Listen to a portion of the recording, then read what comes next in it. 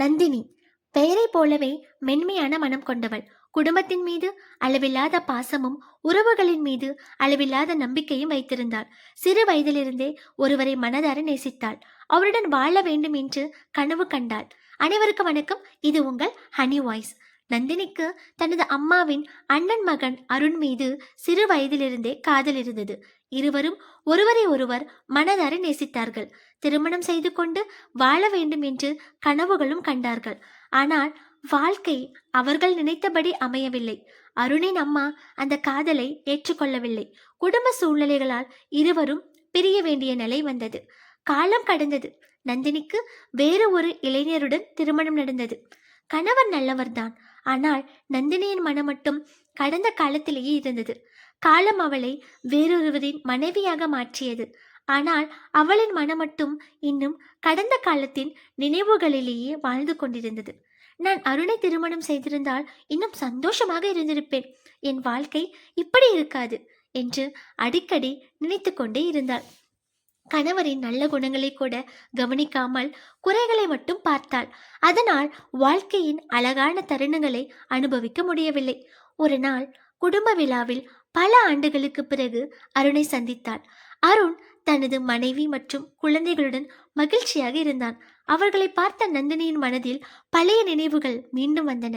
சிறிது நேரம் பேசிய பிறகு நந்தினி தன் மனதில் இருந்த வருத்தத்தை அருணிடம் பகிர்ந்தாள். அப்போது அருண் நந்தினியின் மனதை புரிந்து கொண்டு மெதுவாக சொன்னான். நந்தினி, கடந்த காலத்தை யாராலும் மாற்ற முடியாது. நீ என்னை திருமணம் செய்திருந்தாலும் வாழ்க்கையில் சவால்கள் இருந்திருக்கும். எந்த கணவன் மனைவி வாழ்க்கையிலும் பிரச்சனைகள் இல்லாமல் இருப்பதில்லை. நல்ல துணை என்றால் குறைகள் இல்லாதவர் அல்ல. அவர்களின் நல்லதும் கெட்டதையும் புரிந்து கொண்டு ஏற்றுக்கொள்வதுதான் உண்மையான அன்பு. நீ இழந்த வாழ்க்கையை நினைத்து வருந்துவதால் இன்று உன்னிடம் இருக்கும் வாழ்க்கையை இழந்து விடாதே. அந்த வார்த்தைகள் நந்தினியின் இதயத்தை தொட்டன. அன்று முதல் அவள் கடந்த காலத்தை விடுத்து நிகழ்காலத்தை வாழத் தொடங்கினாள். கணவரின் அன்பையும் குடும்பத்தின் அருமையையும் உணர்ந்தாள். குறைகளை எண்ணுவதை நிறுத்தி நன்றிகளை எண்ண ஆரம்பித்தாள். அதன் பிறகு அவளது வாழ்க்கையில் இருந்த பிரச்சனைகள் எல்லாம் மறைந்து விடவில்லை. ஆனால் அவற்றை பார்க்கும் அவளது பார்வை மாறிவிட்டது.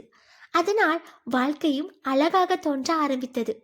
இந்த கதை நமக்கு ஒரு நீதியை சொல்கிறது. நாம் இழந்ததை நினைத்து வாழ்ந்தால் கையில் இருப்பதின் மதிப்பு தெரியாது. வாழ்க்கையின் மகிழ்ச்சி சரியான துணையை தேடுவதில் இல்லை, கிடைத்த துணையுடன் சரியாக வாழ கற்றுக்கொள்வதில் தான் இருக்கிறது.